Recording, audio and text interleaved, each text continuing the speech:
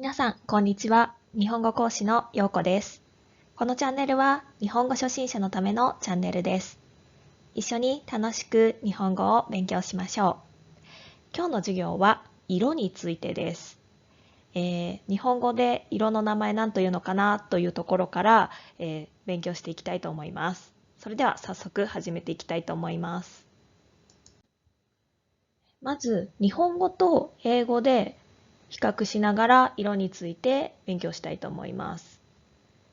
例えば、この色、レッド。レッドは日本語では赤と言います。赤。で、例えば、ここにリンゴがあって、リンゴの説明をする場合、英語ではレッドアップルと言います。なぜならこのリンゴが赤だからですね。じゃあ、これを日本語で言うとどうなるのか。レッドは赤だから赤リンゴというのかなと皆さん思うと思うんですけれども、実はこれは間違いで、正しくは赤いリンゴと言います。どういうことなのか詳しく見てみましょう。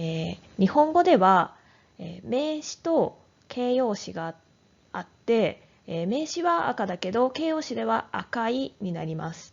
一方、英語は名詞も形容詞もレッドというように同じ言葉になります。これが日本語と英語の大きな違いです。では、まずは色の名詞の色について次のページで勉強していきましょう。このスライドには、日本でよく見かける色を記載しています。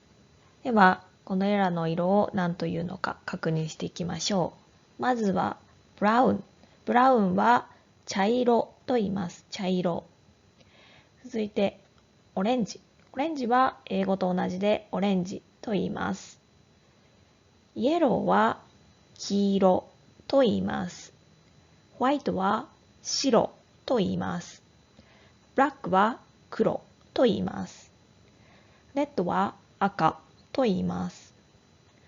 ピンクはピンクと言います。英語と同じです。パープルは紫と言います。ブルーは青と言います。グリーンは緑と言います。グレーは灰色と言います。シルバーは銀色と言います。ゴールドは金色と言います。茶色、オレンジ、黄色、白、黒、赤、ピンク、紫、青、緑、灰色、銀色、金色。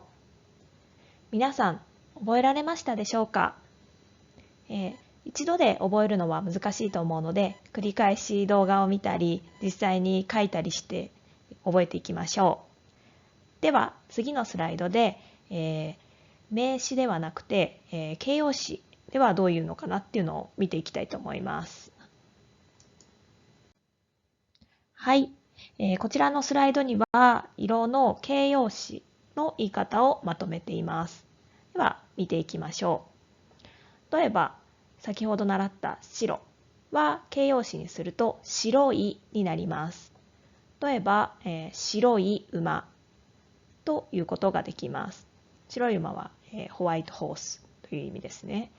で、黒は形容詞にすると黒いと言えます。例えば黒い土と言えます。で、赤は赤いと言えて、例えば赤い花という文章を作ることができます。青は形容詞にすると青い。例えば青い空ということができます。茶色は茶色いということができて、例えば茶色い髪と言ったりすることができます。で、黄色は形容詞にすると黄色いになって、例えば黄色い家ということができます。実は形容詞がある色っていうのは、この1、2、3、4、5、6、今赤くで囲われている6色だけです。それ以外の色については、形形容詞はなくて、先ほど習った名詞にプラスのをつけて、表現します。ではちょっと例を見ていきたいと思います。例えばグレイは灰色でしたが、灰色は灰色のという言い方をして、灰色のネズミと言ったりします。銀色の場合も、銀色のと言って銀色のスプーンと言ったりします。金色も同様に金色の椅子とか、そういった風に文章を作ります。オレンジも同様ですね。オレンジのソファー。